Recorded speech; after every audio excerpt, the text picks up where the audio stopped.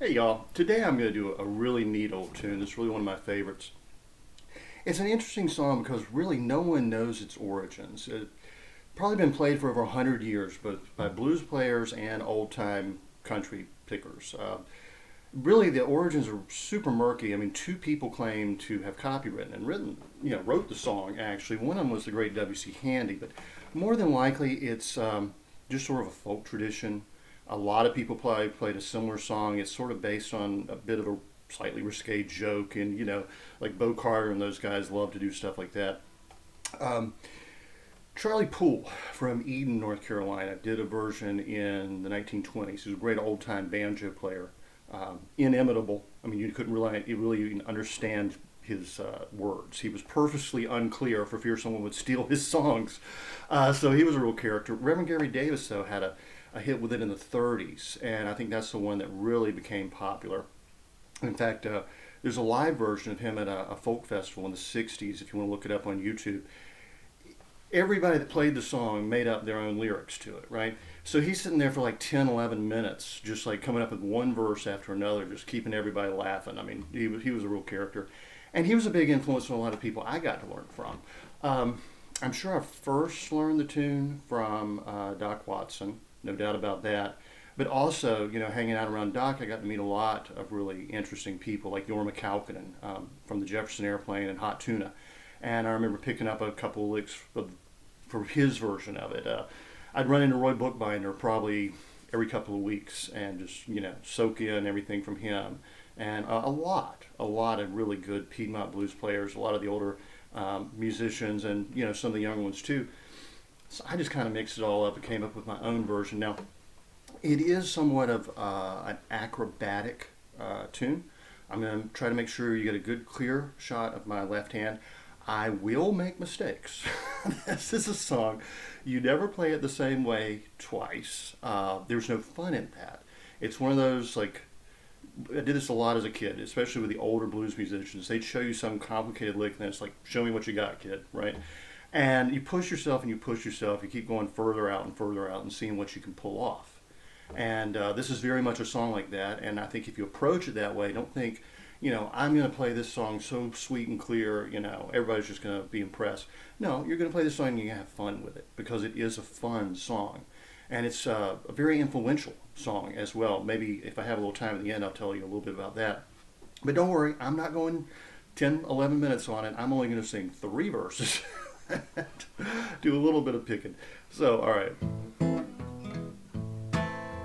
All right, I started playing Windy and Warm. It's mistake number 1, because actually Hesitation Blues was a huge influence on John D. Loudermilk's Windy and Warm, which was a big hit for Chet Atkins. But let's see if I can undo that.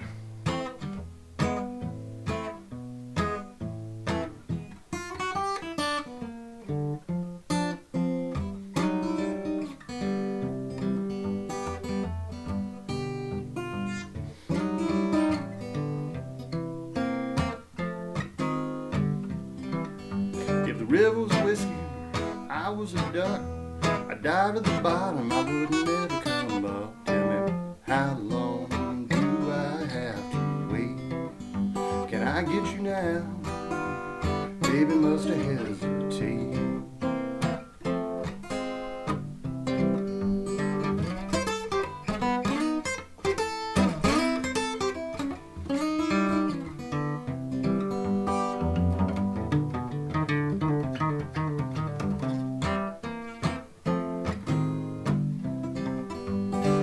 I ain't the doctor, ain't the doctor's son, but I can make you feel better until the doctor comes to me. How long do I have to wait? Can I get you now? Baby must have hesitated.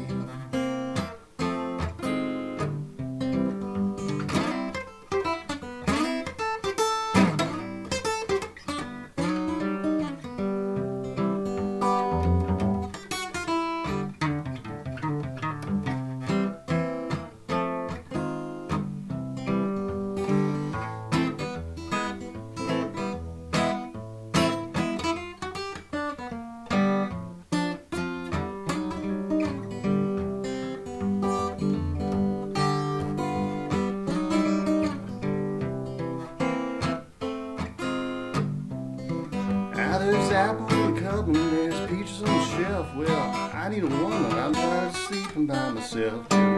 How long do I have to wait? Can I get you now? Baby, must I hesitate?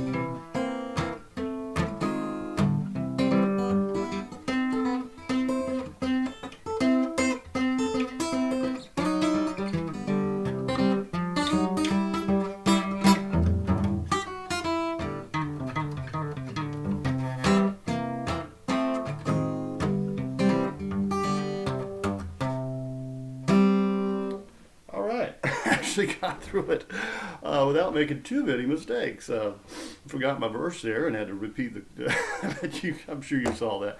Anyway, like I said, fun tune, and you can keep putting in little licks. This one, if I remember correctly, this was Yorma's lick that I got from him, and it was, and I did it actually with the wrong finger. That's what threw me off there. But anyway, it's just a little two-finger pattern, you know. And it's really easy. The other one is, this is more the Gary Davis style. And he would have used his thumb with a thumb pick. You do it either way. If I remember correctly, yeah, I was at a festival and I was playing a lot and I lost my thumb pick. And I went to play this tune and a few others. And so what I started doing was, instead of using the thumb pick to go, I started using my pointer finger. And I go.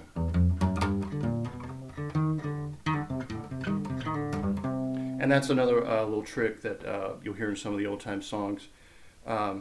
Piedmont blues style, I mean, not old time country, but see, I'm just pulling off first string and going to the C note there on the fifth string, third fret. G, C, right? So, yeah. And as I said, the last little bit of history at the end. Yeah, John D. Loudermilk. Loudermilk's actually a Cherokee name. I don't know if, I assume he had some native heritage. We've had some phenomenal pickers come out of the Cherokee and Catawba tribes and the Lumbee tribes here in North Carolina. Don Gibson was Cherokee. I think I may have said Don Williams last week. I actually meant to say Don Gibson. Don Williams was from Oklahoma. But some great pickers. Anyway, he wrote Windy and Warm, which is essentially this exact same chord progression.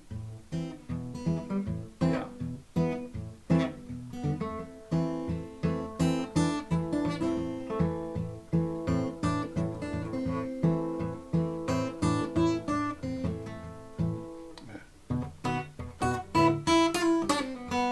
Except he throws in a B7 right there. Yeah, I feel.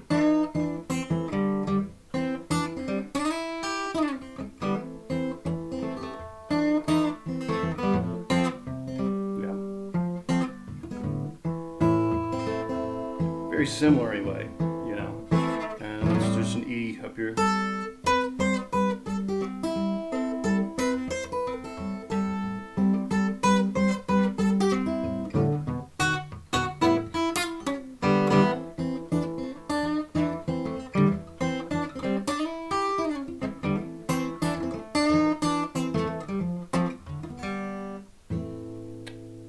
Something like that anyway. I've got a much cleaner version of that somewhere. I'll post that. I actually have a video I did of a very clean version of that song. Look for that in the next upcoming days. I need to put that on the new YouTube channel anyway. So y'all, I guess this was a little bit more of a lesson than I normally do. I normally just kind of pick. But if you can get a lot of those licks from Hesitation Blues, you can come up with a real showstopper. I mean, I remember, I was maybe 17. And there's a really great jazz guitarist in town. Name escapes me right now, but I mean, great reputation, brilliant, played with a lot of major bands and such. And he was offering some lessons, actually. I mean, it was a real opportunity, I couldn't really take advantage of them because I just didn't have my chord vocabulary down. He's like, play a G6. I'm like, yeah, I can do that. He's like, play a G minor 7. I knew it in this position. That's about all I knew. I didn't know I could play it, up the neck and, this shape or, I just wasn't that good yet. But anyway, he liked me, and he said, I like this Piedmont blues stuff you do.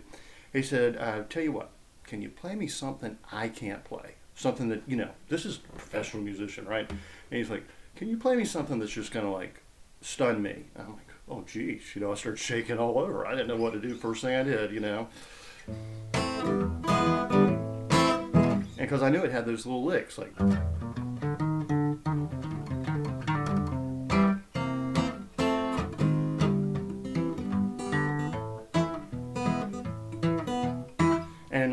and once you get those on your fingers, yeah, you can.